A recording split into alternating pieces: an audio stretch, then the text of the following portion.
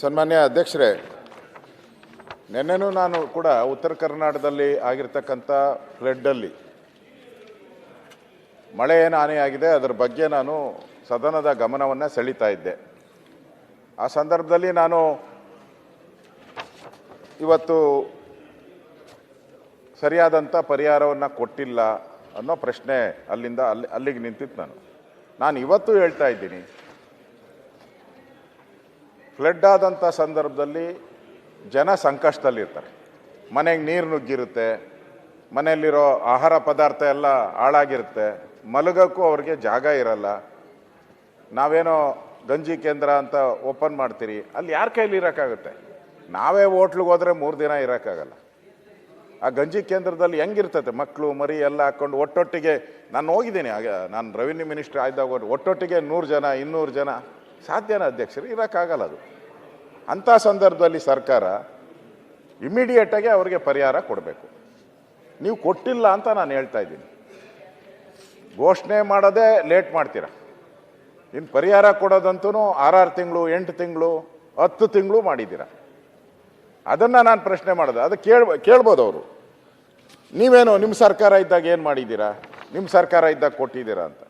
ನಾನು ಸರ್ಕಾರಕ್ಕೆ ನಾನು ಮಾತಾಡ್ತಾ ಇದ್ದೀನಿ, ಇದೆಲ್ಲ ರೆಕಾರ್ಡ್ ಮಾಡ್ಕೊಳ್ಳಿ. ಯಾವ ಬೇಕಾದ್ರೂ ಮಂತ್ರಿಗಳು ರೆಕಾರ್ಡ್ ಮಾಡಲಿ. ನಾನೇನ ತಪ್ಪು ಹೇಳಿದರೆ ಅವರು ಉತ್ತರ ಹೇಳೋವಾಗ ಹೇಳಿ, ನಂದೇನು ಅಬ್ಜೆಕ್ಷನ್ ಇಲ್ಲ.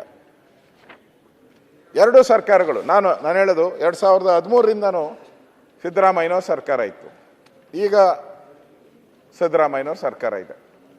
ನಾನು ಪರಿಹಾರ ಕೊಟ್ಟಿರೋ ಅಂಥದ್ದು 2013-14ರಲ್ಲಿ ಜುಲೈ ಆಗಸ್ಟಲ್ಲಿ ವಿಪತ್ತು ಉಂಟಾಯಿತು. 9 ತಿಂಗಳಾದಮೇಲೆ ಪರಿಹಾರ ಕೊಟ್ಟಿದ್ದೆ.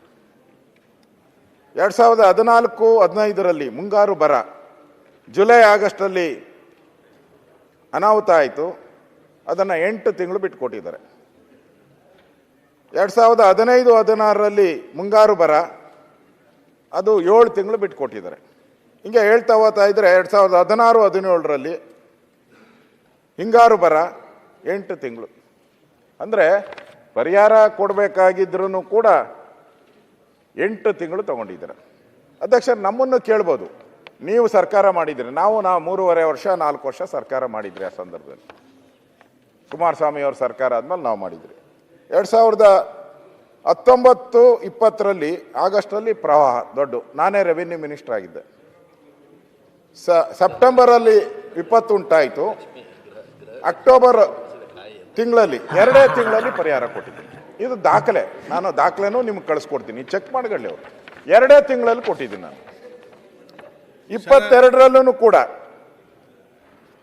ಜುಲೈ ಪ್ರವಾಹ ಆಯಿತು, 2 ತಿಂಗಳಲ್ಲಿ ಕೊಟ್ಟಿದ್ದೀನಿ. 21-22ರಲ್ಲಿ ಪ್ರವಾಹ ಆಯಿತು, 1 ತಿಂಗಳಲ್ಲಿ ಪರಿಹಾರ ಕೊಟ್ಟಿದ್ದೀನಿ. 23 ಇಸ್ವಿಯಲ್ಲೂ ಕೂಡ ಜುಲೈನಲ್ಲಿ ಪ್ರವಾಹ 1 ತಿಂಗಳಲ್ಲಿ ಪರಿಹಾರ ಕೊಟ್ಟಿದ್ದೀನಿ. ಇದು ದಾಖಲೆ. ನಾನೇನು ಸರ್ಕಾರದಿಂದ ಈಗ ತಂದಿರೋದು, ನಾನು ಆವಾಗಲ್ಲ, ಈಗ ತಂದಿರೋ ದಾಖಲೆ. ಇಷ್ಟು ನಾವು ಕೊಡಬೇಕಾದ್ರೆ ನೀವು ಇನ್ನು ಪರಿಹಾರನೇ ಕೊಡೋಕ್ಕೆ ಒದ್ದಾಡ್ತಾ ಇದ್ದೀರಲ್ಲ. ನಾನು ಆ ಪ್ರಶ್ನೆ ಕೇಳಿದ್ಕೆ ನೆನ್ನೆ ಅವ್ರು ಹೇಳಿದ್ರು, ನಾವು ಅಷ್ಟು ಕೊಟ್ಟಿದ್ದೀರಿ ನಾನು ಹೋಗೇ ಇಲ್ಲ. ಅಷ್ಟು ಕೊಟ್ಟಿದ್ದೀರಿ ಇಷ್ಟು ಕೊಟ್ಟಿದ್ದೀರಿ ಪ್ರಶ್ನೆಗೆ ಹೋಗೇ ಇಲ್ಲ ನಾನು. ನೀವು ಪರಿಹಾರವನ್ನು ಇಮಿಡಿಯೇಟಾಗಿ ಕೊಡಬೇಕು ಅನ್ನೋದು ನಾನು ಆಗ್ರಹ ಮಾಡಿದ್ದೆ ಅಷ್ಟೇ. ಇವತ್ತು ಆಗ್ರಹ ಮಾಡ್ತಾ ಇದ್ದೀನಿ. ಇದು ದಾಖಲೆಯನ್ನು ಕೊಡ್ತಾ ಇದ್ದೀನಿ, ಬೇಕಾದ್ರೆ ತಗೊಳ್ಳಿ. ವ್ಯತ್ಯಾಸ ಏನನ್ನ ನಾನು ತಪ್ಪು ಹೇಳಿದರೆ ನೀವು ಉತ್ತರ ಕೊಡುವಾಗ ನನಗೆ ಹೇಳಿದ್ದೀನಿ. ಆಮೇಲೆ ಮನೆಗಳಿಗೂ ಅಷ್ಟೇ, ಮಳೆ ಹಾನಿ ಆದಾಗ ನಮ್ಮಲ್ಲಿ 5 ಲಕ್ಷ ರೂಪಾಯಿ ಕೊಡ್ತಾ ಇದ್ರಿ. ಕೇಂದ್ರದ NDRF ರೂಲ್ಸ್ ಏನಿದೆ ಅದು 95,000 ಇದೆ. ಕೇಂದ್ರದ NDRF ರೂಲ್ಸು 95,000 ರೂಪಾಯಿ ಒಂದು ಮನೆ ಬಿದ್ದರೆ ಅಂತ ಇಡೀ ದೇಶದಲ್ಲಿರತಕ್ಕಂಥ ಎಲ್ಲ ರಾಜ್ಯಕ್ಕೂ ಸಂಬಂಧಪಟ್ಟಿದ್ದು ಕೇಂದ್ರದದು. ನಾವು ಅದಕ್ಕೇನು ಮಾಡಿದ್ರಿ, 4,05,000 ಸೇರಿಸಿ 5 ಲಕ್ಷ ರೂಪಾಯಿ ಪರಿಹಾರ ಕೊಟ್ರಿ. ನೀವ್ಯಾಕೆ ಕೊಡೋಕ್ಕಾಗಿಲ್ಲ? ನಾವು ರೈತರ ಪರವ. ಈಗ ಪ್ರವಾಹ ಆಗಿರೋದೆಲ್ಲ ಉತ್ತರ ಕರ್ನಾಟಕನೇ ಜಾಸ್ತಿ, 90% ಅಲ್ಲೇ ಆಗಿರೋದು. ಬೀದರ್ ಇರ್ಬೋದು, ಗುಲ್ಬರ್ಗ ಇರ್ಬೋದು, ಬೆಳಗಾವಿ ಇರ್ಬೋದು, ಬಾಗಲಕೋಟೆ ಇರ್ಬೋದು, ಬಿಜಾಪುರ ಇರ್ಬೋದು, ಆಗಿರೋದೆಲ್ಲ ಅಲ್ಲೇ. ನೀವು ಮನೆಗಳಿಗೆ ಪರಿಹಾರ ಕೊಡ್ತಾ ಇಲ್ಲ. ನೀವು ಕೇಂದ್ರ ಸರ್ಕಾರ ಏನು ನಿಗದಿ ಮಾಡಿದೆ ಅಷ್ಟು ಮಾತ್ರ ಕೊಡ್ತಾ ಇದ್ದೀರಾ. ನಿಮ್ಮ ರಾಜ್ಯದ ಜವಾಬ್ದಾರಿ ಏನು? ಬಡವರ ಪರ ಉತ್ತರ ಕರ್ನಾಟಕ ನಾವು ಅವ್ರ ಪರವಾಗಿದ್ದೀರಿ. ಅವ್ರಿಗೋಸ್ಕರ ಜೀವನೇ ತ್ಯಾಗ ಮಾಡಿಬಿಡ್ತೀನಿ ಅಂತ ಹೇಳ್ತೀರಲ್ಲ, ಇಲ್ಲಿ ಸ್ವಲ್ಪ ತ್ಯಾಗ ಮಾಡಿ ಕೊಡಿ ಪರಿಹಾರವನ್ನು, ಅವ್ರಿಗೋಸ್ಕರ ಪರಿಹಾರವನ್ನು ಕೊಡಿ, ಮನೆ ಕಟ್ಟಿ. ನೀವೇ ಹೇಳಿ ಪಾಟೀಲ್ರೆ, 95,000ದಲ್ಲಿ ಯಾರಾದರೂ ಮನೆ ಕಟ್ಟಕ್ಕೆ ಸಾಧ್ಯನಾ? ಮೇಲೆ ಓದಿಸುವಂಥ ಶೀಟು ಬರಲ್ಲ 95,000ಕ್ಕೆ. ಆ ಪರಿಸ್ಥಿತಿ, ಅದನ್ನು ಅರ್ಥ ಮಾಡಿಕೊಂಡು ಮನೆ ಕೊಡಿ ಅಂತ ನಾನು ಕೇಳ್ತಾ ಇದ್ದೀನಿ, ಅವ್ರಿಗೆ ಪರಿಹಾರವನ್ನು ಕೊಡಿ ಅಂತ ಹೇಳ್ತೇನೆ. ಆಮೇಲೆ ನೆನ್ನೆ ಹೇಳಿದ್ರು ಮಂತ್ರಿಗಳು, ನಾವು ಸುಮಾರು 2,000 ಕೋಟಿಯಷ್ಟು ಪರಿಹಾರ ಕೊಟ್ಟಿದ್ದೀರಿ, 3,000 ಕೋಟಿ ಪರಿಹಾರ. ನಾನೇನು ಡಿಸ್ಪ್ಯೂಟ್ ಮಾಡ್ತಾ ಇಲ್ಲ, ಸರ್ಕಾರ ದಾಖಲೆ ಪ್ರಕಾರ ಮಂತ್ರಿ ಹೇಳಿರ್ತಾರೆ. ಹಂಗನ್ಬಿಟ್ಟು ನಾವು ಕೊಟ್ಟಿಲ್ಲ ಅಂತ ಏನೂ ಇಲ್ಲ. ನಮ್ಮ ಸರ್ಕಾರ ಇದ್ದನು ಕೂಡ 6,651.15 ಕೋಟಿ ಕೊಟ್ಟಿದ್ದೀನಿ ನಾವು ಬೆಳೆ ಪರಿಹಾರಕ್ಕೆ. ಫ್ಲಡ್ ಆದಾಗ 6,651.15 ಕೋಟಿ ಕೊಟ್ಟಿದ್ದೀರಿ. 51.90 ಲಕ್ಷ ರೈತರ ಬ್ಯಾಂಕ್ ಅಕೌಂಟ್ಗೆ ಡೈರೆಕ್ಟಾಗಿ DBT ಮುಖಾಂತರ ಹಾಕಿದ್ದೀರಿ. DBT ಅಂತಂದ್ರೆ ಡೈರೆಕ್ಟಾಗಿ ಅವರ ಅಕೌಂಟ್ಗೆ ಹೋಗ್ಬಿಡ್ತಾರೆ ರೈತರು. ಮಧ್ಯವರ್ತಿ ಮೊದಲೆಲ್ಲ ಚೆಕ್ ಕೊಡಬೇಕಾದ್ರೆ ಗೊತ್ತಿದೆಯಲ್ಲ, ದುಡ್ಡು ತಗೊತಾ ಇದ್ರು, ಪರ್ಸೆಂಟೇಜ್ ಕೇಳ್ತಾ ಇದ್ರು ಅಂತೇಳಿ ಡೈರೆಕ್ಟ್ ಕೊಡುವಂಥ ಸಿಸ್ಟಮ್ ತಂದಿದ್ದೀರಿ, ಮಾಡ್ತಾ ಇದ್ದೀರಿ. ಈ ಸರ್ಕಾರ ಬಂದ ಮೇಲೆ ಏನು ಮಾಡ್ತು, ಅದನ್ನು ಫ್ರೂಟ್ ಅಂತ ಕನ್ವರ್ಟ್ ಮಾಡ್ತು. DBTಯಲ್ಲಿ ಅವ್ಯವಹಾರ ಆಗಿದೆ, ಸರಿ ಇಲ್ಲ, ಫ್ರೂಟ್ ಅಂತ ಮಾಡೋಣ. ಆ ಫ್ರೂಟ್ ಮಾಡಕ್ಕೆ ಹೋಗಿ ಅದೊಂದು 4 ತಿಂಗಳು ಹೊರಟೋಯ್ತು. ಅಷ್ಟೊತ್ತಿಗೆ ಬೆಳೆ ಬೆಳೆದು ಫ್ರೂಟು ಬಂದ್ಬಿಡೋದು, ನಮಗೆ ಹಣ್ಣು ಬಂದು ಉದುರೋಗ್ಬಿಡೋದು. 4 ತಿಂಗಳು ತಗೊಂಡ್ರು. ಈ DBT ಮಾಡಿದವ್ರು ಯಾರು? ಅಶೋಕ ಮಾಡಿದ್ನ? ನಾನು ಮಾಡಿಲ್ಲ. ಅದೇ ಅಧಿಕಾರಿ, ಅದೇ IAS, ಅದೇ ಅಧಿಕಾರಿ ಮಾಡಿದ್ದು ಇದೇ DBTನ. ಅದೇ ಅಧಿಕಾರಿ ಚೇಂಜ್ ಆದ ತಕ್ಷಣ ಬಂದು ಹೇಳ್ದ, ಸರ್ ಅವ್ರದ್ದು ಸರಿ ಇಲ್ಲ BJP ಅವ್ರದ್ದು ಅಂತ. ನಾನು ಹೇಳಿದ್ನ DBT ಪ್ರೊಸೀಜರ್ ಮಾಡೋಕೆ? ನಿಮಗೂ ಗೊತ್ತಿದೆ, ಅಧಿಕಾರಿಗಳೇ ಮಾಡೋದು. ಸರಿ ಇಲ್ಲ ಅಂತಂದ್ರು, ಅದನ್ನು ಮಾಡೋ ಮುಖಾಂತರ ಮಾಡಿದ್ರು. ಈಗ ತಿಂಗಳುಗಟ್ಟಲೆ ಲೇಟ್ ಆಗ್ತಾ ಇದೆ, ಅಪ್ಲೋಡ್ ಮಾಡೋಕ್ಕಾಗ್ತಾ ಇಲ್ಲ, ರೈತರಿಗೆ ಪರಿಹಾರ ಸಿಗ್ತಾ ಇಲ್ಲ. ಇದು ಸಮಸ್ಯೆ ಆಗಿರೋದು. ಆಮೇಲೆ ಕೇಂದ್ರ ಸರ್ಕಾರಕ್ಕೆ ನಾನು ನೋಡಿದೆ ಪತ್ರಿಕೆಯಲ್ಲಿ, ಕೇಂದ್ರ ಸರ್ಕಾರಕ್ಕೆ ಹೋಗಿ ಕೇಳಿ ಕೇಳಿ ಕೇಳಿ ಅಂತ. ಕೇಂದ್ರ ಸರ್ಕಾರ ಏನು BJP ಒಂದೇ ಕೇಂದ್ರ ಸರ್ಕಾರ ನಡೆಸಿಲ್ಲ, ಕಾಂಗ್ರೆಸ್ಸೂ ಭಾಳ ವರ್ಷ ನಡೆಸಿದೆ. ನಾವು ಮಾತಾಡೋಕ್ಕೆ ಮುಂಚೆ ನಾವಿದ್ದಾಗ ಏನು ಕೊಟ್ಟಿದ್ರಿ, ಇವಾಗ ಏನು ಕೊಟ್ಟಿದ್ದಾರೆ ಅನ್ನೋದನ್ನು ತಾಳೆ ಹಾಕಬೇಕು, ಒಂದೇ ಹೇಳೋಕ್ಕಾಗಲ್ಲ. 2014 ಮತ್ತು 22ರವರೆಗೂ ಕೇಂದ್ರ ಸರ್ಕಾರ, ಮೋದಿಯವ್ರ ಸರ್ಕಾರ 11,603 ಕೋಟಿ ಕೊಟ್ಟಿದೆ. NDRF ಫಂಡಲ್ಲಿ 11,603 ಕೋಟಿ ಕೊಟ್ಟಿದೆ. ಅದೇ ಹಿಂದೆ ಮನಮೋಹನ್ ಸಿಂಗ್ ಅವರಿದ್ದಾಗ 3,233 ಕೋಟಿ ಕೊಟ್ಟಿದ್ದಾರೆ. ಅಂದರೆ 4 ಪಟ್ಟು ಜಾಸ್ತಿ ಬಂದಿದೆ. ಮುಂದೆ ಸರ್ಕಾರ ಇನ್ನೂ ಜಾಸ್ತಿ ಕೊಡ್ಬೋದು, ನಾನು ಅದಕ್ಕೆ ಕೇಳಲ್ಲ. ಇಷ್ಟಂತೂ ಕೊಟ್ಟಿದೆ, ಕೇಂದ್ರ ಸರ್ಕಾರ ಕೊಟ್ಟಿದೆ. ನಾವು ಸರ್ಕಾರಕ್ಕೆ ಏನು ಹೇಳ್ತಾ ಇದ್ದೀರಿ, ನೀವು ಪ್ರತಿ ಬಾರಿ ಫ್ಲಡ್ ಆದಾಗ ಕೇಂದ್ರ ಸರ್ಕಾರ ನೆರವಿಗೆ ಬರಬೇಕು, ಇದು ಎಲ್ಲ ಸರ್ಕಾರಗಳು ಹೇಳಿದೆ. ನಾವು ಯಾವತ್ತೂ ಕೂಡ ಕೇಂದ್ರ ಸರ್ಕಾರನ, ನಮ್ಮ ಸರ್ಕಾರ ಇದ್ದಾಗ ಯಡಿಯೂರಪ್ಪ, ಬಸವರಾಜ ಬೊಮ್ಮಾಯಿ ಅವರಿಬ್ಬರೂ ಅಧಿಕಾರ ನಡೆಸಿದಂಥ ಸಂದರ್ಭದಲ್ಲಿ ಒಂದು ದಿನಾನೂ ನಾವು ಕೇಂದ್ರ ಸರ್ಕಾರನ ಕೊಟ್ಬಿಡಿ ಇಮಿಡಿಯೇಟಾಗಿ ಅಂತ ಕೇಳಿಲ್ಲ. ನಾವು ನಮ್ಮ ಖಜಾನೆಯಲ್ಲಿ ಏನಿತ್ತು ಹಣನ ನಾವು ರೈತರಿಗೆ ಕೊಟ್ಬಿಟ್ರಿ. ಹೆಚ್ಚುವರಿಯಾಗಿ ಏನು ಕೊಡಬೇಕು, NDRF ನಾರ್ಮ್ ಸರ್ಕಾರ ಏನು ಕೊಡಬೇಕು ನಾವು ಕೊಟ್ಬಿಟ್ರಿ. ಆಮೇಲೆ ಕೇಂದ್ರ ಸರ್ಕಾರಕ್ಕೆ ಅಪೀಲ್ ಮಾಡಿದ್ರೆ ಕೇಂದ್ರ ಸರ್ಕಾರದ ದುಡ್ಡು ನ್ಯಾಚುರಲ್ ಆಗಿ ಬರ್ತೈತೆ, ನಮ್ಮ ಖಜಾನೆಗೆ ಬಂದೇ ಬರ್ತೈತೆ, ನ್ಯಾಚುರಲ್ ಆಗಿ ಬಂತು. ಅವರು ಪ್ರೊಸೀಜರ್ ಏನಿದೆ ಕೇಂದ್ರ ಸರ್ಕಾರದ್ದು, ಫಾರ್ಮೇಟ್ ಕೊಡಬೇಕು, ಪರಿಶೀಲನೆ ಮಾಡಬೇಕು. ಆಮೇಲೆ ಸೆಂಟ್ರಲ್ ಹೋಮ್ ಮಿನಿಸ್ಟ್ರು ಯಾವ್ಯಾವ ರಾಜ್ಯದಲ್ಲಿ ಫ್ಲಡ್ ಆಗಿದೆ ಅದನ್ನ ಮೀಟಿಂಗ್ ಮಾಡಬೇಕು, ಅಲ್ಲಿ ರೆಸೊಲ್ಯೂಷನ್ ಆಗಬೇಕು, ಆಮೇಲೆ ಕೊಡೋದು ಅವರು. ಅದೆಲ್ಲ ಆಗೋವರೆಗೂ, ಎಲ್ಲ ರಾಜ್ಯದ ವರದಿ ತಗೊಳೋವರೆಗೂ ನಾವು ಇಲ್ಲಿ ಕಾಯಬಾರ್ದು ಅನ್ನೋದು ನನ್ನ ಬೇಡಿಕೆ ಅಷ್ಟೇ. ಬೇಡಿಕೆ, ಆಗ್ರಹ. ಹಿಂದೆ ನಾವು ಮಾಡಿದ್ದೀರ ಆ ಥರ, ನಾವೇ ಕೊಟ್ಬಿಟ್ಟಿದ್ದೀರಿ. ನೀವು ಹಂಗೆ ಕೊಡಿ. ಈಗ ಫ್ಲಡ್ ಆಗಿದೆ, ಕಷ್ಟದಲ್ಲಿದ್ದಾರೆ ರೈತರು, ಕೊಡಿ ಅವರಿಗೆ. ಖಜಾನೆಯಲ್ಲಿ ದುಡ್ಡಿದೆ, ಸರ್ಪ್ಲಸ್ ಇದೆ ಅಂತ ಹೇಳ್ತಾ ಇದ್ದಾರೆ. ನೆನ್ನೆ ಶಾಸಕಾಂಗ ಪಕ್ಷದಲ್ಲೂ ಚರ್ಚೆ ಆಗಿದೆ ಅಂತ ಪತ್ರಿಕೆಯಲ್ಲಿ ಬಂತು, ನಾನೇನು ಬಂದಿರಲಿಲ್ಲ. ಚರ್ಚೆ ಆಗಿ ಪತ್ರಿಕೆಯಲ್ಲೆಲ್ಲ ಬಂದಿದೆ. ನಿಮ್ಮ ಫ್ರೀಗಳು, ನೆನ್ನೆ ನಾನು ಫ್ರೀ ಹೇಳಿದ್ದಕ್ಕೆ ಗಲಾಟೆ ಮಾಡಿಬಿಟ್ರು. HK ಪಾಟೀಲ್ ಹಂಗೆ ಅದನ್ನು ಟ್ರಾನ್ಸ್ಫರ್ ಮಾಡಿಬಿಟ್ರು ಬೇರೆ ಇದಕ್ಕೆ. ಶಾಸಕಾಂಗ ಅದು ಸುಳ್ಳು, ಅವ್ರಿಗೆ ಗೊತ್ತಿದೆ. ನಿಮ್ಮ ಗ್ಯಾರಂಟಿನೂ ಬೇಡ, ಏನು ಬೇಡ, ನಮ್ಗೆ ರಸ್ತೆ, ಹಾಸ್ಪಿಟ್ಲು ಇದೆಲ್ಲ ಕೊಡಿ ಅಂತ ಗಲಾಟೆ ಆಗಿದೆ ಅಂತ.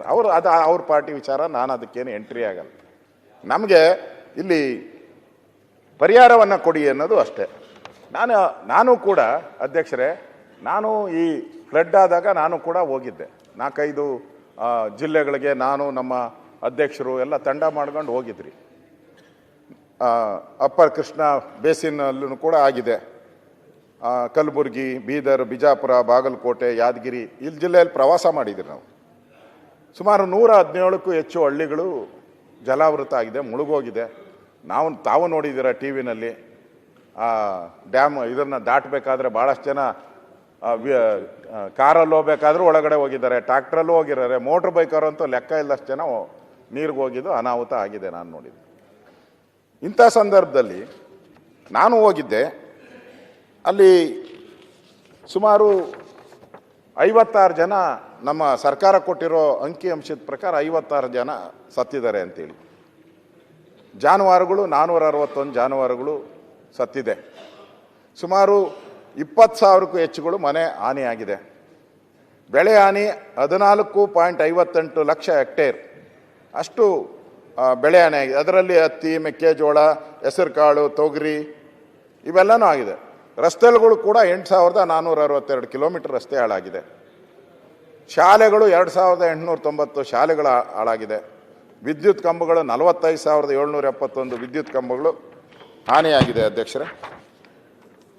ಇಷ್ಟೆಲ್ಲ ಆದರೂ ಕೂಡ ನಾವು ಹಳೆ ಮೈಸೂರಲ್ಲಿ ನಮ್ಮ ದಸರಾ, ಮೊನ್ನೆ ದಸರಾ ಆಯಿತು, ನಾವೆಲ್ಲ ಇಲ್ಲೆಲ್ಲ ದಸರಾ ಮಾಡ್ತಾ ಇದ್ರಿ, ಅಲ್ಲೆಲ್ಲ ನೀರಲ್ಲಿ ಮುಳುಗಿದ್ರು ಉತ್ತರ ಕರ್ನಾಟಕ. ಇವತ್ತು ನಾವು ಚರ್ಚೆ ಮಾಡ್ತಾ ಇರೋದು ಉತ್ತರ ಕರ್ನಾಟಕ.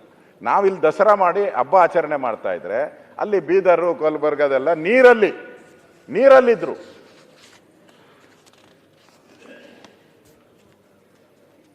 ನಾನು ಅವ್ರಿಗೆ ಕೋಪ ಬಂದರೂ ಸರಿ, ನಾವಲ್ಲೆಲ್ಲ ಸ್ಥಳಕ್ಕೆ ಭೇಟಿ ಮಾಡಿದ್ರಿ, ಕಾರಲ್ಲೇ ಹೋಗಿ ಭೇಟಿ ಮಾಡಿದ್ರಿ. ಮುಖ್ಯಮಂತ್ರಿಗಳು ವೈಮಾನಿಕ ಸರ್ವೆಗೆ ಹೋದ್ರು. ಯಾಕೆ ಹೋದ್ರು ಅಂತ ನನಗೂ ಗೊತ್ತಿಲ್ಲ. ಕಾರಲ್ಲಿ ನಡ್ಕೊಂಬಂದಿದ್ರೆ, ರೈತರನ್ನ ಭೇಟಿ ಮಾಡಿದರೆ, ಅವರ ಅಹವಾಲುಗಳನ್ನು ಕೇಳಿದರೆ ನಿಜ ಸ್ಥಿತಿ ತಿಳಿಯೋದು. ನಿಮಗೆ ವೈಮಾನಿಕ ಸರ್ವೆಯಲ್ಲಿ ಯಾರು ಕೂತಿರ್ತಾರೆ? ಈ ಕಡೆ ಒಬ್ಬ IAS, ಆ ಕಡೆ IAS. ನಿಮ್ಮಲ್ಲಿ ಯಕ್ಷಗಾನ ನಡೀತದೆ, ನಮ್ಮಲ್ಲಿ ಡ್ರಾಮಾ ಮಾಡ್ತಾರೆ, ಈ ಸಂಪೂರ್ಣ ರಾಮಾಯಣ ಎಲ್ಲ. ಅಲ್ಲಿ ಅವ್ರು ಕೇಳ್ತಾರೆ ಮಂತ್ರಿನ, ಹೆಂಗಿದೆ ಅಂತ ಹೇಳಿದ್ರೆ ಎಲ್ಲ ಸಕಲ ಸವಲತ್ತುಗಳು ಎಲ್ಲ ದೊರಕಿದೆ ಅಂತ. ಅವ್ರು ಹೇಳೋದಕ್ಕೆ ಅವ್ರನ್ನ IAS ಅಂತ ಕೂತಿಸಿರೋದು. ಅಲ್ಲಿ ಅವ್ರ ಲೈಫಲ್ಲಿ ಯಾವತ್ತೂ ಅನ್ಯಾಯ ಆಗಿದೆ. ನಾವಿದ್ದಾಗಿರ್ಬೋದು, ನೀವಿದ್ದಾಗಿರ್ಬೋದು, ಅವ್ರು ಯಾವತ್ತೂ ಎಲ್ಲ ಸರಿ ಇದೆ, ನಾವು ಮಾಡಿರೋದೇ ಕರೆಕ್ಟು, ಅನ್ಯಾಯ ಆಗಿದೆ ಅಂತ ಅವ್ರ ಜೀವನದಲ್ಲಿ ಬರೋದೇ ಇಲ್ಲ. ಈ ವಿಧಾನಸಭೆ ಏನನ ಇಲ್ಲ ಅಂತಂದಿದ್ರೆ, ಈ ಡೆಮಾಕ್ರಸಿಯಲ್ಲಿ ಅಂಬೇಡ್ಕರ್ ಅವರು ನಮ್ಗೆ ಕೊಟ್ಟ ಸಂವಿಧಾನದ ಅಡಿಯಲ್ಲಿ ಮಹಾರಾಜರು ಹೇಳ್ತಾರಲ್ಲ, ಒಂದ್ ನಿಮಿಷ ಅಶೋಕಣ್ಣ ಕೂತ್ಕೊಂಡ್ಲಾ ಏನು, ಸಕಲ ಸೌಖ್ಯವೇ ಅಂತ ಹೇಳಿದ್ರಲ್ಲ, ಸೈನ್ಯಾಧೀಶರೇ, ಮಂತ್ರಿಗಳೇ ಸಕಲ ಸೌಖ್ಯವೇ ಅಂತ ಹೇಳ್ತಾರಲ್ಲ, ಇವ್ರು ಚಪ್ಪಾಳೆ ಕೊಡ್ತಾರ ಅಷ್ಟೇ. ಅದನ್ನ ನೀವು ಹೇಳ್ಬೇಕು. ಆಯ್ತು, ಡಿಸ್ಟರ್ಬ್ ಮಾಡಬೇಡಿ. ಹೇಳೋ ಹೊರಟಾಯ್ತು, ಆಯ್ತು, ಅವ್ರು ಮಿಸ್ಟೇಕ್ ಮಾಡ್ಬೇಕು. ಅದಕ್ಕೆ ಈ ಪ್ರಜಾಪ್ರಭುತ್ವದ ದೇಗುಲ ಇಲ್ಲ ಅಂದಿದ್ರೆ, ಇಲ್ಲಿ ಚರ್ಚೆ ಆಗ್ತಾ ಇಲ್ಲ ಅಂತ ಹೇಳಿದ್ರೆ ಅವ್ರನ್ನ ಯಾರು ಕೇಳೋರೇ ಇರಲಿಲ್ಲ. ಇದು ಇರೋದಕ್ಕೋಸ್ಕರ ಅವ್ರನ್ನ ನಾವು ಕೇಳ್ತಾ ಇದ್ದೀರಿ, ಇರೋದಕ್ಕೋಸ್ಕರ ಅವ್ರಿಗೆ ಚುರುಕು ಮುಟ್ಟಿಸ್ತಾ ಇದ್ದೀರಿ. ನಾನು ಹೇಳೋದು, ಮುಖ್ಯಮಂತ್ರಿಗಳು ಹೋಗ್ಬೇಕಾಯ್ತು. ರಸ್ತೆ ಉತ್ತರ ಕರ್ನಾಟಕದಲ್ಲಿ ರಸ್ತೆ ಎಷ್ಟು ಹಾಳಾಗಿದೆ. ನೆನ್ನೆ ಒಬ್ಬ ಪತ್ರಕರ್ತರು ನನಗೆ ಸಿಕ್ಕಿದ್ರು. ಯಾಕ್ರಿ ನಾನು ಬಂದಿಲ್ಲ ನೆನ್ನೆ ಅಂತ ಕೇಳಿದೆ. ಸರ್, ನಾನು ಕಾರವಾರದಿಂದ ನಾನು ಇಲ್ಲಿಗೆ ಬಂದೆ. ನಾರ್ಮಲಿ ಅಲ್ಲಿಂದ ಬರಬೇಕಾದ್ರೆ ನಮಗೆ 5 ಗಂಟೆ ಸಾಕಾಗಿತ್ತು, 9 ಗಂಟೆ ಆಯಿತು ಸರ್ ಅಂತ. 9 ಗಂಟೆ ಅವ್ರು ಹೇಳಿದ್ದು. ಈಗ ಮುಖ್ಯಮಂತ್ರಿಗಳು ಅಲ್ಲಿ ಹೋಗಿದ್ರೆ ಅವರಲ್ಲೇ ನಿಲ್ಲಿಸಿ ಬಂದ್ರ, ಎಲ್ಲ ನಿಲ್ಸಿ ಬಂದಿರ್ಬೇಕು. ಅದೇ ಹಳ್ಳ ಬಿದ್ದಿದ್ರೆ ನಿಲ್ಸೇ ಬರ್ಬೇಕಲ್ಲ, ಹಳ್ಳ ಬಿದ್ದಿದ್ರೆ ಇಲ್ಲಿದ್ದಾರೆ ಅವ್ರು. ಯಾಕೆ ಅಂತ ನಾನು ಹೇಳಿಲ್ಲ ಅವ್ರ ಹೆಸರು, ಬೇಡ. ಅದರಿಂದ ನಾನು ಹೇಳೋದು, ಮುಖ್ಯಮಂತ್ರಿಗಳು ಜನಗಳ ಪ್ರತಿನಿಧಿಯಾಗಿ ಇದ್ದಾಗ ಅಲ್ಲಿ ಹೋಗಿದ್ರೆ ನಾನು ಸರಿತು ನನ್ನ ಸಲಹೆ. ಅವರು ವಿಮಾನದಲ್ಲೇ ಹಾರಾಡ್ತೀನಿ ಅಂದರೆ ನಂದೇನು ಅಭ್ಯಂತರ ಇಲ್ಲ. ಅದರಿಂದ ಇವತ್ತು ನಾನು ಹೋದಾಗ ಅಲ್ಲಿ ಭಾಳಷ್ಟು ರೈತರು ಏನು ಬೇಡಿಕೆ ಇಟ್ಟರು ಅಂತ ಹೇಳಿದ್ರೆ, ಇವರು ಅಧಿಕಾರಿಗಳು, ಮುಖ್ಯಮಂತ್ರಿದನ್ನೇ ಟ್ವೀಟ್ ಹೇಳಿದ್ದೀನಿ ನಾನು, ಆ ಟ್ವೀಟ್ ಹೇಳಿದ್ದೀನಿ. ಮುಖ್ಯಮಂತ್ರಿಗಳು ಹಳ್ಳಿಯಲ್ಲೂ ಸಮೀಕ್ಷೆ ಆಗಬೇಕು ಅಂತ ಹೇಳಿದ್ದಾರೆ. ನಾನು ಅಲ್ಲಿ ಹೋಗಿ ಭೇಟಿ ಮಾಡಿದಾಗ ಯಾರು ಸಮೀಕ್ಷೆಗೆ ಬಂದಿಲ್ಲ. ಹಾಗೆ DC ಆಫೀಸಲ್ಲಿ ಕೂತ್ಕೊಂಡು ಸಮೀಕ್ಷೆಗಳನ್ನು ಮಾಡಿದ್ದಾರೆ. ಅವರು ಮೆನ್ಷನ್ ಮಾಡಿದ್ದಾರೆ, ಈ ತಾಲೂಕುಗಳಲ್ಲಿ 10%ಗಿಂತನೂ ಕೂಡ ಇಲ್ಲಿ ಪ್ರವಾಹ ಬಂದಿಲ್ಲ ಅಂತೇಳಿ ವರದಿ ಕೊಟ್ಟಿದ್ದಾರೆ ರೆವಿನ್ಯೂ ಇಲಾಖೆಗೆ. ನಮ್ಮ ಬಸವರಾಜ ಬೊಮ್ಮಾಯಿಯವರು ಒಂದು ಪತ್ರ ಬರೆದಿದ್ದಾರೆ, ಮಾಜಿ ಮುಖ್ಯಮಂತ್ರಿಗಳು, ಈಗ ಲೋಕಸಭಾ ಸದಸ್ಯರು, ಅವ್ರು ಪತ್ರ ಬರೆದಿದ್ದಾರೆ. ಹಲವಾರು ತಾಲೂಕುಗಳಲ್ಲಿ ಒಟ್ಟು ಬಿತ್ತನೆಯಾದ ಪ್ರದೇಶದಲ್ಲಿ 10% ಬೆಳೆ ನಾಶ ಆಗಿಲ್ಲ ಎನ್ನುವ ವರದಿ ಬಂದಿದೆ. ಇದು ಸತ್ಯಕ್ಕೆ ದೂರವಾಗಿದ್ದು. ಕೆಲವು ತಾಲೂಕುಗಳಲ್ಲಿ ನಷ್ಟವೇ ಆಗಿಲ್ಲ ಎನ್ನುವುದು ಸತ್ಯಕ್ಕೆ ದೂರವಾಗಿದೆ. ಉದಾಹರಣೆ, ಗದಗ ಜಿಲ್ಲೆಯ ಮಂಡರ್ಗಿ ತಾಲೂಕಲ್ಲಿ ಸಾಕಷ್ಟು ಬೆಳೆ ನಷ್ಟವಾಗಿದ್ದರೂ ನಷ್ಟವಾಗಿಲ್ಲ ಅಂತ ವರದಿ ನೀಡಿದ್ದಾರೆ. ರಾಜ್ಯಾದ್ಯಂತ ಇದನ್ನು ಕೂಡಲೇ ಸರಿಪಡಿಸಬೇಕು. ನಷ್ಟ ಆದ ಎಲ್ಲ ರೈತರಿಗೂ ಬೆಳೆ ಪರಿಹಾರ ಕೊಡಬೇಕು ಮತ್ತು ಇದನ್ನೇ ಕೂಡಲೇ ಕ್ರಮ ಜರುಗಿಸಬೇಕು ಅಂತೇಳಿ ಬಸವರಾಜ ಬೊಮ್ಮಾಯಿಯವರು ತಾಲೂಕನ್ನು ಸೇರಿಸಿ ಹಳ್ಳಿನೂ ಸೇರಿಸಿ ಕೊಟ್ಟಿದ್ದಾರೆ. ಇದುವರೆಗೂ ಕಂದಾಯ ಇಲಾಖೆಯವರು ಇದಕ್ಕೆ ರಿಪ್ಲೈ ಮಾಡಿಲ್ಲ. ಅವರು ಒಬ್ಬ ಮಾಜಿ ಮುಖ್ಯಮಂತ್ರಿ, ಪಾರ್ಲಿಮೆಂಟ್ ಸದಸ್ಯರು. ನೀವು ನಮ್ಮ ಹಳ್ಳಿಗಳನ್ನ ಸರ್ವೇನೇ ಮಾಡಿಲ್ಲ, ಹಂಗೆ 10%ಗಿಂತ ಕಡಿಮೆ ಅಂತ ಹೇಳಿದ್ರೆ ಪರಿಹಾರನೇ ಕೊಡಲ್ಲ. ನಿಮಗೂ ಗೊತ್ತಿದೆ, 10% ಇದ್ರೆ ಕೊಡೋದೇ ಇಲ್ಲ. ಅಂದರೆ ರೆವಿನ್ಯೂ ಇಲಾಖೆ ಹಣ ಉಳ್ಸೋಕ್ಕೋಸ್ಕರ ಮಾಡ್ತಾ ಇದೆಯಾ, ರೈತರಿಗೆ ಮೋಸ ಮಾಡ್ತಾ ಇದೆಯಾ? ಇದು ಉತ್ತರ ಕರ್ನಾಟಕದ ಭಾಗದ, ಇದು ಗದಗ. ಸರ್ವೆ ಮಾಡೋದ್ರಲ್ಲೂ ಮೋಸ. ಈಗ ಬೆಳೆ ಹಾನಿಯಾಗಿ ಕಷ್ಟದಲ್ಲಿರ್ತಾರೆ, ಅವ್ರನ್ನ ನೀವು ಕೈ ಬಿಟ್ಟರೆ ಇದು ಮೋಸ ಮಾಡ್ದಂಗಲ್ವ ಸರ್ಕಾರ, ಅನ್ಯಾಯ ಮಾಡ್ದಂಗಲ್ಲ ಸರ್ಕಾರ. ಅದರಿಂದ ಕೂಡಲೇ ಸರ್ಕಾರ ಇಮಿಡಿಯೇಟ್ ಆಗಿ ಈ ಥರ ಯಾವ್ಯಾವ್ದು 10%, 20% ಈ ಥರ ಕೊಟ್ಟಿದ್ದಲ್ಲ, ಮತ್ತೊಂದು ಸರಿ ಸಮೀಕ್ಷೆ ಮಾಡಿ ನ್ಯಾಯ ಕೊಡಿ. ಅನ್ಯಾಯವಾಗಿ ಕೊಡಿ ಅಂತ ನಾನೇನು ಕೇಳಲ್ಲ, ನ್ಯಾಯ ಕೊಡಿ. ಒಬ್ಬ ಮಾಜಿ ಮುಖ್ಯಮಂತ್ರಿ ಪತ್ರ ಬರೆದಿದ್ದಾರೆ, ಅದಕ್ಕೊಂದು ಗೌರವ ಕೊಡಿ. ಆ ತಾಲೂಕು ಹೆಸರು ಬರೆದಿದ್ದಾರೆ, ಹಳ್ಳಿ ಹೆಸರು ಬರೆದಿದ್ದಾರೆ, ಇಲ್ಲಿ ಅನ್ಯಾಯ ಆಗಿದೆ ಅಂತ ಹೇಳಿ. ಅದರಿಂದ ಈ ಸಮೀಕ್ಷೆಗಳು ಸರಿಯಾಗಿ ನಡಿಬೇಕು. ಈ ನಾಶ ಆಗಿಲ್ಲ ಅಂತ ಏನು ಹೇಳ್ತಾ ಇದ್ದಾರೆ ಅದನ್ನು ಸರಿಪಡಿಸ್ಬೇಕು ಅನ್ನೋದು ನನ್ನ ಉದ್ದೇಶ ಅಧ್ಯಕ್ಷರೇ. ಇನ್ನು ಈ ಕಬ್ಬು ಬೆಳೆಗಾರದ್ದು ಒಂದು ಗಾದೆ ಇದೆ ಅಧ್ಯಕ್ಷರೇ. ಮಂಡಿ ಉದ್ದ ಕಬ್ಬು, ಎದೆ ಉದ್ದ ಸಾಲ. ಮಂಡಿ ಉದ್ದ ಕಬ್ಬು, ಎದೆ ಉದ್ದ ಸಾಲ. ಈ ಕಬ್ಬು ಬೆಳೆಗಾರದು ಇದನ್ನು ನಾವು ಮೊನ್ನೆ ನೋಡಿದ್ದೀರಿ. ಬೀದಿಗಿಳಿದು ದೊಡ್ಡ ಹೋರಾಟ ಆಗಿ ರಸ್ತೆಗಿಳಿದು ನಮ್ಮ ಮಂತ್ರಿಗಳು ನನಗೂ ಫೋನ್ ಮಾಡಿದರು, ಸೌಜನ್ಯಕ್ಕೆ ನನಗೂ 1-2 ಸರಿ ಫೋನ್ ಮಾಡಿ ಈ ಥರ ಸಮಸ್ಯೆ ಆಗಿದೆ, ಏನು ಮಾಡಬೇಕು ಅಂತ ನನ್ನ ಸಲಹೆ ಕೇಳಿದ್ರು. ನಾನೇನು ಇಲ್ಲ ಅಂತ ಹೇಳಲ್ಲ, ಅದಕ್ಕೆ ನಾನು ಧನ್ಯವಾದ ಹೇಳ್ತೀನಿ. ಆದರೆ ಏನು ತಮಗೂ ಗೊತ್ತಿದೆ, ಏನು ಕಬ್ಬಿಂದ ರೈತರಿಗೆ ಲಾಭ ಬರ್ತಾ ಇದೆ ಅಲ್ಲ, ಸರ್ಕಾರಕ್ಕೂ ಲಾಭ ಬರ್ತಾ ಇದೆ. ಬರೀ ರೈತರಿಗೆ ಲಾಭ ಬರ್ತಾ ಇದೆ ಅನ್ನೋ ದೃಷ್ಟಿಯಲ್ಲಿ ನೀವು ನೋಡ್ತಾ ಇದ್ದೀರಾ ಅಷ್ಟೇ. ಸರ್ಕಾರಕ್ಕೂ ಲಾಭ ಬರ್ತದೆ. 2024 ನಿಮ್ಮ ವರದಿ ಪ್ರಕಾರ, ತಪ್ಪಿದ್ರೆ ಆಮೇಲೆ ಹೇಳಿ, 41 ಲಕ್ಷ ಟನ್ ಸಕ್ಕರೆ ಉತ್ಪಾದನೆ ಆಗ್ತೈತೆ. 41 ಲಕ್ಷ ಟನ್ ಅಂದರೆ ರಾಜ್ಯದಲ್ಲಿ ಒಟ್ಟು 81 ಕೈಗಾರಿಕೆಗಳು, ಕಬ್ಬಿನ ಕೈಗಾರಿಕೆಗಳು ಇದೆ. ಕರೆಕ್ಟು ಅಂತ ಅನಿಸುತ್ತೆ. ಕಬ್ಬು ಬೆಳೆಯುವ ಪ್ರದೇಶ 9.81 ಲಕ್ಷ ಹೆಕ್ಟೇರ್ ಇಷ್ಟಿದೆ ಅಂತ ನೀವು ವರದಿ ಕೇಳಿದ್ದೀರ. ನಾನು ಅದನ್ನೇ ಹೇಳಿದ್ದೀನಿ. HK ಪಾಟೀಲ್ ಅವ್ರು ನಿಮ್ದೇನು ಫ್ಯಾಕ್ಟ್ರಿ ಇದೆಯಾ? ಇಲ್ಲ. 81 ಇದೆ ಪಾಟೀಲ್ರ. ಈಗ 81 ಯಾರು ಬೇಜಾರು ಮಾಡ್ಕೊಂಬದು. ನಂದು ಕಾರ್ಖಾನೆನೂ ಇಲ್ಲ, ನಾನು ಕಬ್ಬು ಬೆಳೆಯಲ್ಲ, ಎರಡೂ ಇಲ್ಲ. ನಾನು ಕಬ್ಬೂ ಇಲ್ಲ, ಕಾರ್ಖಾನೆನೂ ಇಲ್ಲ ನಂದು. 81 ಕಾರ್ಖಾನೆ ಇದೆ. ಲಾಸ್ ಆಗ್ತಾ ಇದೆ. ನಾನು ನೋಡಿದೆ ಪತ್ರಿಕೆಯಲ್ಲಿ, ನೆನ್ನೆನೂ ಕೂಡ ನನ್ನ ಹತ್ರ ಬಂದಿರು, ಲಾಸ್ ಆಗ್ತಾ ಇದೆ ಅಂತ. ಈಗ ಇವರಿದ್ದಾರೆ ನಮ್ಮ ಮಂತ್ರಿಗಳು, ನನ್ಗೆ ಗೊತ್ತಿರೋದು ಅಂಕೆ ತಪ್ಪಾಗ್ಬೋದು, 32ಕ್ಕೆ ಹೊಸದಾಗಿ ಅರ್ಜಿ ಸಲ್ಲಿಸಿದಾರಂತೆ. 32 ಹೊಸ ಕಾರ್ಖಾನೆ ಮತ್ತೆ 32 ಬೇಕು ಅಂತ ಹೇಳ್ಬಿಟ್ಟು ಅರ್ಜಿ ಸಲ್ಲಿಸಿದ್ದಾರೆ. ಶಿವಾನಂದ ಪಾಟೀಲ್ರ ಅವ್ರು ಸಲ್ಸವ್ರೆ ಅಂತೀರಾ? ಇಲ್ಲ, ಹೊಸದಾಗಿ ಸಲ್ಲಿಸಿದ್ದಾರೆ.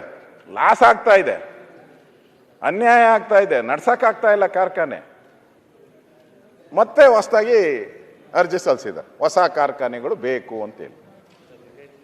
ಈಗ ಅಲ್ಲಿ ಕಬ್ಬು ಬೆಳೆಗಾರದು ಬೀದಿಗೆ ಬಂದು ದೊಡ್ಡ ಗಲಾಟೆ ಆಯಿತು, ಮಂತ್ರಿಗಳು ಹೋದರು, ಒಂದೊಂದು ಜಿಲ್ಲೆಗೆ ಒಂದೊಂದು ರೇಟು ಫಿಕ್ಸ್ ಆಯಿತು, 3200 ಹಂಗೆಲ್ಲ ಫಿಕ್ಸ್ ಆಯಿತು.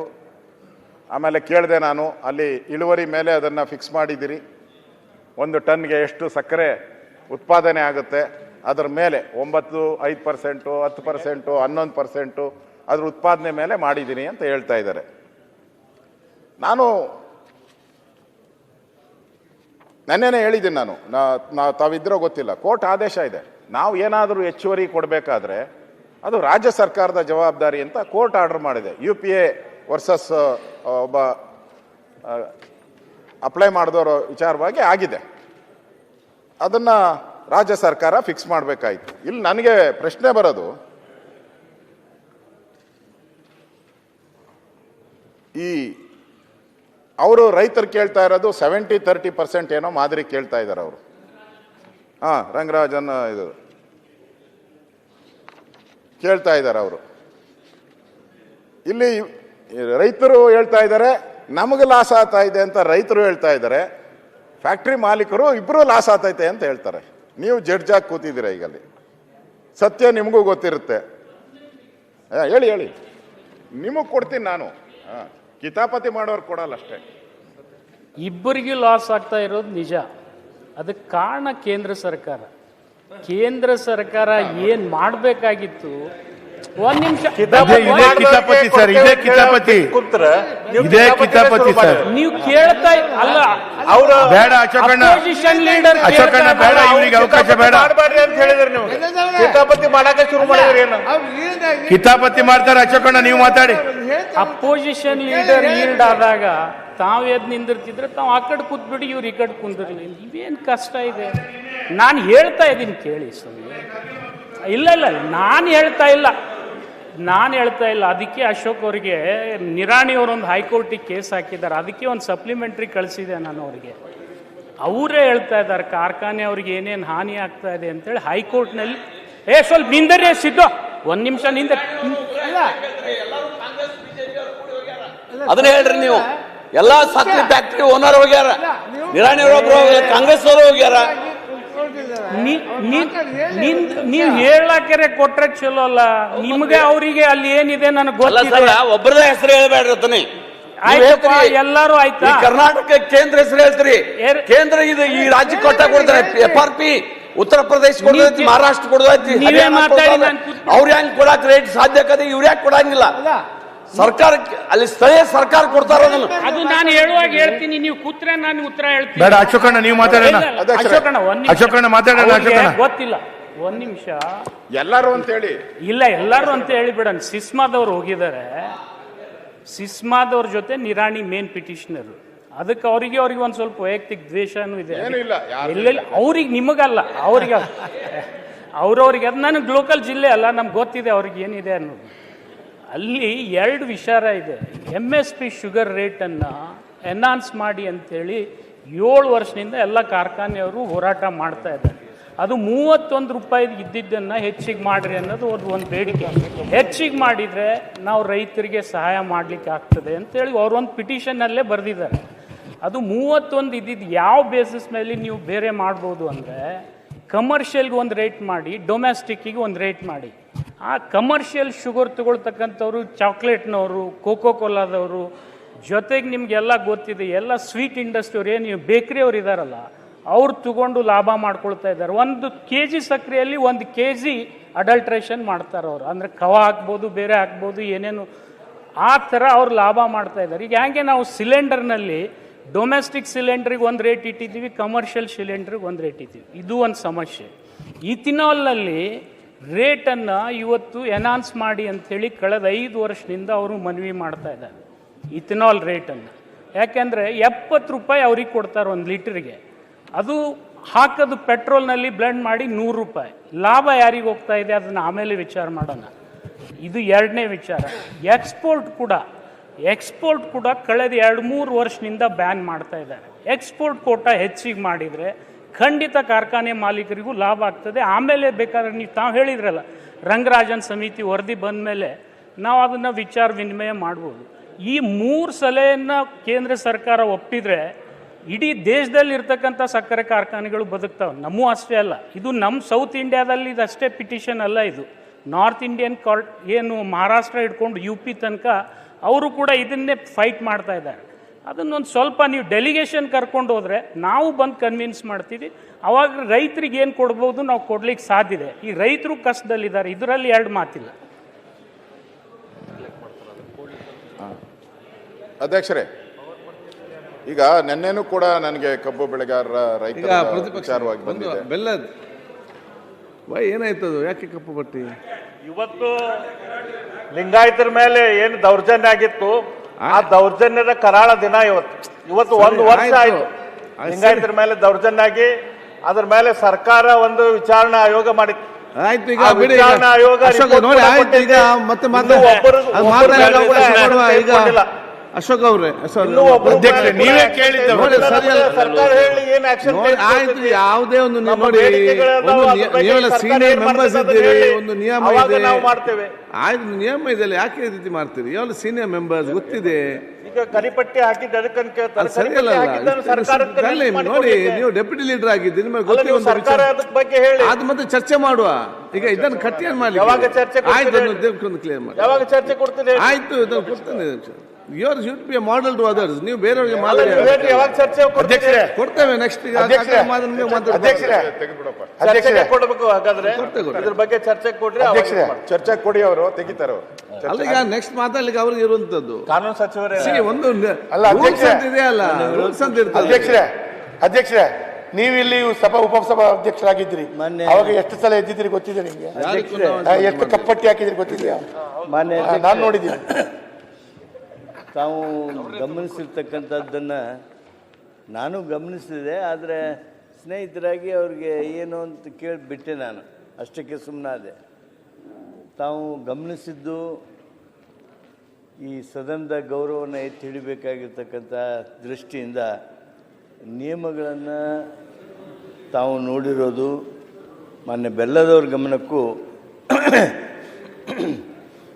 ನಾನು ತರ್ತೇನೆ. ಸದನದಲ್ಲಿ ಬಾವುಟಗಳು, ಲಾಂಛನಗಳು ಅಥವಾ ಯಾವುದೇ ನಿಶಾನೆಗಳನ್ನು ಪ್ರದರ್ಶಿಸತಕ್ಕದ್ದಲ್ಲ. ಇದು ಈ ಸದನದ ನಿಯಮ. ಈ ನಿಯಮಗಳನ್ನು ಪಾಲನೆ ಮಾಡಬೇಕಾದದ್ದು ನಮ್ಮ ಕರ್ತವ್ಯ. ಆ ಹಿನ್ನೆಲೆಯೊಳಗೆ ನಾನು ತಮಗೆ ವಿನಂತಿ ಮಾಡ್ತೀನಿ, ಆ ರೀತಿಯಾಗಿರ್ತಕ್ಕಂಥದ್ದಾಗಬಾರ್ದು. ತಾವು ಅದಕ್ಕೆ ಸ್ಪಂದಿಸಿದ್ರಿ, ಅದಕ್ಕೆ ನಾನು ನಿಮಗೆ ಅಭಿನಂದಿಸ್ತೇನೆ. Thank you. ಅವ್ರಿಗೆ ಯಾವ ಸಂದರ್ಭದಲ್ಲಿ ಅವಕಾಶ ಕೊಡಿ ನಮ್ಮ ಉಪನಾಯಕರಿಗೆ. ಸಮನ ಅವ್ರು ಸೆಳೆದಿದ್ದಾರೆ, ಈಗ ಗಮನ ಸೆಳೆದಿದ್ದಾರೆ. ಇಲ್ಲ, ಒಳ್ಳೇದಲ್ಲ ಲೀಡರ್ಶಿಪ್ ಅಂದ್ರೆ ಅದೇ. ಆಯ್ತು, ಮುಂದುವರಿಸಿ. ನೀವು ಕಿತಾಪತಿ ಮಾಡಬೇಡ ಅಂತ ಕಿತಾಪತಿ ಮಾಡಕ್ಕೆ ಉತ್ತರ ಕನ್ನಡ ಬಗ್ಗೆ ಚರ್ಚೆ ಆಗಲಿ. ಅದರಿಂದ ಈಗಾಗಲೇ ಸಚಿವರು ಅದ್ರ ಬಗ್ಗೆ ಮಾತಾಡಿದ್ದಾರೆ. ನಾನು ಹೇಳೋವಂಥದ್ದು, ಇಲ್ಲಿ ಮಾಲೀಕರು ಅವ್ರದ್ದು ನೋಡಬೇಕು, ಅದು ಬೇರೆ ಪ್ರಶ್ನೆ. ಆದರೆ ಹೆಚ್ಚಾಗಿ ನಾವು ರೈತರ ಕಡೆ ಗಮನ ಕೊಡಬೇಕು. ಅವ್ರಿಗೆ ಆಗ್ತಾ ಇರೋ ಅನ್ಯಾಯ ಆದರೂ ಸರಿಪಡಿಸ್ಬೇಕು. ತಾವು ಹೇಳಿದ್ರಿ ಎಲ್ಲ ಕಡೆ ವೇಯಿಂಗ್ ಮಿಷಿನ್ ಇದೆಯಲ್ಲ, ಅಲ್ಲೇ ಮೋಸ ಮಾಡ್ತಾರೆ ಅಂತ. ವೇಯಿಂಗ್ ಮಿಷನ್ನಲ್ಲೇ ಭಾಳ ಮೋಸ ಮಾಡ್ತಾರೆ ಫ್ಯಾಕ್ಟ್ರಿ ಮಾಲೀಕರು ಅಂತ ನೆನ್ನೆ ಮನವಿನೂ ಕೊಟ್ಟಿದ್ದಾರೆ ನನಗೆ. ಆ ಮನವಿ ಏನು ಕೊಟ್ಟಿದ್ದಾರೋ ಅದನ್ನು ಹೇಳ್ತಾ ಇದ್ವಿ, ಮೋಸ ಮಾಡ್ತಾರೆ ಅಂತ. ತಾವೇನು ಹೇಳಿದ್ರಿ, ಎಲ್ಲ ಕಡೆ ವೇಯಿಂಗ್ ಮಿಷಿನ್ ಹಾಕ್ತೀನಿ ಅಂತ ಹೇಳಿದ್ರಿ. ಇನ್ನೂ 50% ಹಾಕಿ, ಇನ್ನೂ 50% ಹಾಕೇ ಇಲ್ಲ ಅಲ್ಲಿ. ಇನ್ನೂ ಹಾಕಬೇಕು. ಟೆಂಡರ್ ಕರೆದಿದ್ದೀನಿ ಅಂತ ಹೇಳಿದ್ದೀರಾ, ಹಾಕಬೇಕು. ಅದು ಮಾಡಿದ್ರೆ ಇನ್ನೊಂದು ಸ್ವಲ್ಪ ಅವ್ರಿಗೆ ಅವಕಾಶ ಸಿಗುತ್ತೆ. ಅದೇ ರೀತಿ ಇಲ್ಲಿ ಮಿಷಿನ್ ಕಟಾವ್ ಮೂಲಕ 6% ಏನೋ ಕಟ್ ಮಾಡ್ತಾ ಇದ್ದಾರಂತೆ. ಮಿಷಿನ್ ಕಟಾವ್ ಮಾಡಿದ್ರು, ಯಾಕಂದ್ರೆ ಮಿಷಿನ್ ಕಟಾವ್ ಮಾಡಿದ್ರೆ ಕ್ಲಿಯರಾಗಿ ಹೋಗುತ್ತೆ, ಅದು ಯಾವುದೂ ವೇಸ್ಟೇಜ್ ಬರಲ್ಲ. ಅಲ್ಲೂ 6% ಕಟ್ ಮಾಡ್ತಾ ಇದ್ದಾರೆ. ಅದ್ರ ಬಗ್ಗೆನೂ ಅವ್ರು ಮನವಿ ಕೊಟ್ಟಿದ್ದಾರೆ. ಅದರಿಂದ ಅವ್ರಿಗೆ ಎಲ್ಲಿ ತೂಕದಲ್ಲಿ ಏನು ಮೋಸ ಆಗ್ತಾ ಇದೆ ಮತ್ತು ಕಟಾವು ಮಾಡೋದ್ರಲ್ಲಿ ಏನಾಗ್ತಾ ಇದೆ, ಅವ್ರದ್ದು ಹಳೆ ಮಾದರಿ ರೆವಿನ್ಯೂ ಶೇರಿಂಗ್ ಫಾರ್ಮುಲಾ RSP 70-30 ಏನು ಸ್ಕೀಮು ಕೇಳ್ತಾ ಇದ್ದಾರೆ, ಅದನ್ನು SAP ಅದ್ರ ಕಡೆನೂ ಮಾಡಬೇಕು. ಮತ್ತು ಸುಟ್ಟು ವಿಚಾರ ಏನಿದೆ, ಸುಟ್ಟದ್ದು ಅಂತೇಳಿ ಬೆಂಕಿ ಬಿದ್ದರೆ ಸುಟ್ಟೋದ್ರೆ ಏನು ಅಂಥ ಲಾಸ್ ಆಗಲ್ಲ, ಅದಕ್ಕೆ 25% ಕಟ್ ಮಾಡ್ತಾ ಇದ್ದಾರೆ ಅಂತ ಫ್ಯಾಕ್ಟ್. ಇದು ಕೂಡ ಅವ್ರ ಬಗ್ಗೆ ನೀವು ಗಮನ ಹರಿಸ್ಬೇಕು ಅನ್ನೋದು ತಮಗೆ ನಾನು ಹೇಳ್ತಾ ಇದ್ದೀನಿ. ಇನ್ನೊಂದು ಭಾಳ ಸರ್ಕಾರ ಎಲ್ಲಿ ಫೇಲ್ಯೂರ್ ಆಗಿದೆ ಅಂತ ಹೇಳಿದ್ರೆ, ಈ ಹೋರಾಟ ನಡೆಯುವಂಥ ಸಂದರ್ಭದಲ್ಲಿ ಮುಧೋಳ ಸಮೀರ ಸಕ್ಕರೆ ಕಾರ್ಖಾನೆ ಅವರೇ ದೊಡ್ಡ ಒಂದು ದಾಂಧಲೆ ಆಗೋಯ್ತು. ಮುಧೋಳದಲ್ಲಿ ಸುಮಾರು 240 ಟ್ರ್ಯಾಕ್ಟರ್ಗಳಿಗೆ ಬೆಂಕಿ ಇಟ್ಟರು, 3 ಬೈಕ್ಗಳು ಸುಟ್ಟೋಯ್ತು, ಒಂದು ಟ್ರ್ಯಾಕ್ಟರ್ ಸಂಪೂರ್ಣ ಸುಟ್ಟೋಯ್ತು, 5 ಬೈಕ್ಗಳು ಸುಟ್ಟೋಗಿದೆ, 1033 ಟನ್ನು ಭಸ್ಮ ಆಗಿದೆ. ನಾನು ಹೇಳೋದು ಸರ್ಕಾರ ಬದುಕಿದ್ರೆ ಆಕ್ಟಿವ್ ಆಗಿದ್ರೆ ಹೆಂಗೆ ಇಷ್ಟೊಂದು ಒಂದೇ ಬಾರಿ 250 ಟ್ರ್ಯಾಕ್ಟರ್ಗಳಿಗೆ ಬೆಂಕಿ ಇಕ್ಕಕ್ಕೆ ಸಾಧ್ಯ? ಸರ್ಕಾರದ ಪೊಲೀಸ್ ಇಲಾಖೆ ಅಥವಾ ಕಾನೂನು ಸುವ್ಯವಸ್ಥೆ ಆ ಭಯ ಇದ್ರೆ ಇಷ್ಟೆಲ್ಲ ಮಾಡಕ್ಕೆ ಸಾಧ್ಯನಾ? ಹಾಳಾಗಿರೋದು ರೈತರ ಟ್ರ್ಯಾಕ್ಟ್ರು, ಹಾಳಾಗಿರೋದು ಕಬ್ಬು, ಇಷ್ಟೆಲ್ಲ ಆದ್ರೂ ಕೂಡ ಸರ್ಕಾರಕ್ಕೆ ಇದು ಏನು ಅನಿಸ್ಲೇ ಇಲ್ಲ. ಹೆಂಗ್ ಧೈರ್ಯ ಮಾಡಿದ್ರು ಇವರು ಇಷ್ಟೊಂದು ಸುಡ್ಬೇಕಾದ್ರೆ? ಒಂದು ಫ್ಯಾಕ್ಟ್ರಿ ಒಳಗಡೆ ನುಗ್ಗಿ, ಅದು ವ್ಯವಸ್ಥೆನೇ ಇಲ್ಲ. ಗೊತ್ತಿದೆ ಸ್ಟ್ರೈಕ್ ಆಗ್ತಾ ಇದೆ, ಆಯ್ತು ಒಂದೇ ನಿಮಿಷ, ನಾನು ಈಲ್ಡ್ ಆಗಿಲ್ಲ, ನೆನ್ನೆನೇ ಹೇಳಿದ್ದಾರೆ. ತಪ್ಪು ಹೋಗ್ಬಾರ್ದ್ರಿ ಸರ್. ಇಲ್ಲಿ ನಾ ಸದನದಲ್ಲಿ ಯಾವುದೋ ಒಂದು ತಪ್ಪು ತಿಳುವಳಿಕೆ ಹೋಗಬಾರ್ದು. ಯಾವುದೇ ರೈತ ಹೋರಾಟಗಾರದರು ಅವ್ರ ಮೇಲೆ ಲಾಠಿ ಚಾರ್ಜ್ ಮಾಡಬಾರ್ದು ಅಂತಕ್ಕಂಥದ್ದು ನಾವು ಸರ್ಕಾರದವ್ರ ಗಮನದಲ್ಲಿ ಇಟ್ಕೊಂಡು. ಓಕೆ, ಒಬ್ಬ SP ಕಾಲನ್ನೇ ಮುರಿದು ಈಲ್ಡ್ ಆಗಿಲ್ಲ ಅಧ್ಯಕ್ಷರೇ, ಅದು ಎಲ್ಲವೂ ಇಟ್ಟುಕೊಂಡು ನಾವು ರೈತ ಹೋರಾಟಗಾರರಿಗೆ ಮಾಡಬಾರ್ದು ಮುಗಿಸ್ಲಿ ಸರ್. ನಾವು ಹೇಳ್ಬೇಕಲ್ಲ, ನಿಮ್ಗೆ ಯಾಕೆ ಪ್ರತಿಯೊಂದು ಕೂಡ ಅವ್ರು ರೈತರ ಹೋರಾಟ ಸಮಸ್ಯೆ ಇದೆ. ಮುಖ್ಯಮಂತ್ರಿ ಹೇಳಿದ್ದಾರೆ ಆ ಸಬ್ಜೆಕ್ಟ್ ಬಂದಾಗ ನಾನು ಆ ಕ್ಷೇತ್ರದ ಅವಧಿನಿ ರಾಗ್ ಹೋಗ್ಬಾರ್ದು. ಆಯ್ತು, ಅದು ಹೋರಾಟಗಾರ ಈಗ ನಾವೇನು ಮಾಡಬಾರ್ದಂದ್ರೆ ದುರುಪಯೋಗ ಪಡ್ಕೊಂಡವರು ಹೋರಾಟ ಹೇಳಿದ್ದೀರಿ. ದಯವಿಟ್ಟು ಅಧ್ಯಕ್ಷರೇ, ಕನ್ಸರ್ನ್ ಮಂತ್ರಿ ಇದ್ದಾರೆ, ಉತ್ತರ ನಾನು ಕೂತಿದ್ದೀನಿ. HK ಪಾಟೀಲ್ ಹೇಳಿದಾಗೂ ಅವರು ಪಾಟೀಲ್ರು ಸಕ್ಕರೆ ಮಂತ್ರಿ ಶಿವಾನಂದ ಅವರು ಹೇಳಿದ ನಾನು ಕೂತಿದ್ದೀನಿ. ಸಂಬಂಧಪಟ್ಟರೆ ನಾನೇನೋ ಅದಕ್ಕೆ ರಿಸ್ಟ್ರಿಕ್ಷನ್ ಮಾಡಲ್ಲ. ಇಲ್ಲಿ ನಾನು ಸರ್ಕಾರದ ಫೇಲ್ಯೂರ್ ಹೇಳಕ್ಕೆ ನಾನು ನಿಂತಿರೋದು. ಸರ್ಕಾರನ ಹೊಗಳಕ್ಕೆ ಬಂದಾಗ ನೀವು ಕಾಮೆಂಟ್ ಮಾಡಿಬೇಡಿ. ನಾನು ಹೊಗಳಕ್ಕಲ್ಲ ನಿಂತಿರೋದು, ಫೇಲ್ಯೂರ್ಸ್ ಹೆಂಗಾಯ್ತು ಇದು ನೋಡ್ರಿ. ನಿಮ್ಮ ಕೆಲಸ ನಾವು ಮಾಡ್ಬೇಕು. ಸರ್ಕಾರ ಬದುಕಿದ್ರೆ ಈ ಅನಾಹುತ ಆಗಕ್ಕೆ ಸಾಧ್ಯನೇ? ವ್ಯವಸ್ಥೆ ಮಾಡ್ಬೇಕಾಯ್ತು. ಈಗ ರೈತರು ಹೋರಾಟ ನಡೀತಾ ಇದೆ, ಬೀದಿಗಿಳಿದಿದ್ದಾರೆ, ಗಲಾಟೆ ಆಗ್ತೈತೆ ಅಂತ ಗೊತ್ತು, ಎಲ್ಲರಿಗೂ ಗೊತ್ತು, ಪೊಲೀಸ್ ಇಲಾಖೆಗೂ ಗೊತ್ತು, ಇಂಟೆಲಿಜೆನ್ಸಿಗೆ ಪಕ್ಕ ಗೊತ್ತಿರಲೇಬೇಕಿದು. ಇಷ್ಟಿದ್ರೂ ಕೂಡ 250 ಟ್ರ್ಯಾಕ್ಟರ್ ಸುಟ್ಟಾಕ್ತಾರೆ, ಬೆಂಕಿ ದಗದಗ ಹತ್ತಿ ಉರಿಯುತ್ತೆ. ಎಲ್ಲ ಚಾನಲ್ಲು ಅದನ್ನೇ ಲೈವ್ ಮಾಡ್ತಾ ಇದ್ರು, ನೋಡಿದೆ ನಾನು. ಇಷ್ಟೆಲ್ಲ ಆದ್ರೂ ಕೂಡ ಅದನ್ನ ಸಮರ್ಥಿಸಕ್ಕೆ ಯಾರೂ ಹೋಗ್ಬಾರ್ದು. ತಪ್ಪು ಇದು ಮಾಡಿದಂಥವ್ರಿಗೆ ಸರಿಯಾದಂಥ ಶಿಕ್ಷೆನೂ ಆಗಬೇಕು. ಯಾರು ಮಾಡಿದ್ರು ಅನ್ನೋದು ಶಿಕ್ಷೆನೂ ಆಗಬೇಕು. ಮತ್ತು ಅಲ್ಲಿ ಲಾಸ್ ಆಗಿದೆಯಲ್ಲ, ಆ ರೈತರಿಗೆ ಪರಿಹಾರ ಹೆಂಗೆ ಕೊಡ್ತೀರಾ? ಆ 250 ಟ್ರ್ಯಾಕ್ಟ್ರುಗಳು, 1030 ಟನ್ ಕಬ್ಬು, ಇವರೆಲ್ಲರಿಗೂ ಸರ್ಕಾರ ಪರಿಹಾರ ಕೊಡಬೇಕು. ಇಲ್ಲ ಅಂತ ಹೇಳಿದ್ರೆ ರೈತರು ಮತ್ತೆ ಹೋರಾಟ ಮಾಡುವಂಥ ಪರಿಸ್ಥಿತಿಗೆ ಯಾವ ಕಾರಣಕ್ಕೂ ಮಾಡಬಾರ್ದು. ಮತ್ತು ಸರ್ಕಾರಕ್ಕೆ ಇದರಿಂದ ಆದಾಯ ಬರುವಂಥ ಒಂದು ಉದ್ಯಮ ಇದು ವ್ಯವಸಾಯದಲ್ಲಿ. ಇದಕ್ಕೆ ಮೋಸ ಮಾಡಬಾರ್ದು, ರೈತರಿಗೆ ಮೋಸ ಮಾಡಬಾರ್ದು. ಅದರಿಂದ ಇಲ್ಲಿ ಪತ್ರಿಕೆಗಳು ಕೂಡ ಅವತ್ತು ಈ ಅನಾಹುತದ ಬಗ್ಗೆ ದೊಡ್ಡ ವಿಸ್ತೃತವಾದಂಥ ವರದಿಯನ್ನು ಕೂಡ ಮಾಡಿದ್ದಾರೆ, ನಾವು ನೋಡ್ತಾ ಇದ್ದೀರಿ. ನಾನು ಕಬ್ಬು ಬೆಳೆಗಾರರು ಅಷ್ಟೇ 32 ಜನ ಇದುವರೆಗೂ ಆತ್ಮಹತ್ಯೆ ಮಾಡ್ಕೊಂಡಿದ್ದಾರೆ. 32 ಜನ ಕಬ್ಬು ಬೆಳೆಗಾರರು ಆಗಿದೆ. ಅವ್ರಿಗೆ ನಾನು ಆಗಲೇ ಹೇಳಿದೆ, ತೂಕದಲ್ಲಿ ಮೋಸ, ಸಾಲಗಾರರ ಕಾಟ, ಸರಿಯಾದ ಸಮಯಕ್ಕೆ ಪೇಮೆಂಟ್ ಕೊಡಲ್ಲ, ಈ ಬೆಳೆ ಬೆಳೆದಿರೋವಂಥವ್ರಿಗೆ ಅನ್ಯಾಯ ಆಗ್ತಾ ಇದೆ. ಅದಕ್ಕೋಸ್ಕರ ಈ 32 ಜನ ಸತ್ತಿದ್ದಾರೆ. ಅಲ್ಲೇ ರಾಯಬಾಗ್ ತಾಲೂಕಿನ ಅರಕೂರು ಗ್ರಾಮದಲ್ಲಿ ಒಬ್ಬ ರೈತ ಲಕ್ಕಪ್ಪ ಗುಣಕಾರ್ ವಿಷ ಸೇವಿಸಿ ಆತ್ಮಹತ್ಯೆ ಮಾಡ್ಕೊತಾರೆ. ಅವರು ಸಾವಿನ ನೋವಿನ ನಡುವೆ ಭಾಳ ದಿನ, 3-4 ದಿನ ಇರ್ಬೋದು. ಒಬ್ಬ ಮಂತ್ರಿನೂ ಅಲ್ಲಿ ಹೋಗಿಲ್ಲ, ಭೇಟಿ ಮಾಡಿಲ್ಲ, ಹೋಗಿಲ್ಲ. ಸಾಂತ್ವನ ಆದರೂ ಹೇಳ್ಬೇಕಲ್ಲ, ರಿಕವರಿ ಆದರೂ ಬೇರೆ, ಭೇಟಿ ಮಾಡಬೇಕಾಯಿತು, ಸಾಂತ್ವನ ಹೇಳಬೇಕಾಯಿತು. ಅದರಿಂದ ಮಂತ್ರಿಗಳು ಅದ್ರ ಬಗ್ಗೆ ಗಮನ ಹರಿಸ್ಬೇಕು, ನ್ಯಾಯ ಸಿಗಬೇಕು, ಕಬ್ಬು ಬೆಳೆಗಾರರಿಗೆ ನ್ಯಾಯ ಸಿಗಬೇಕು ಅನ್ನೋದು ನನ್ನ ಒಂದು ಮಾತನ್ನು ಇವತ್ತು ಹೇಳ್ತಾ ಇದ್ದೀವಿ.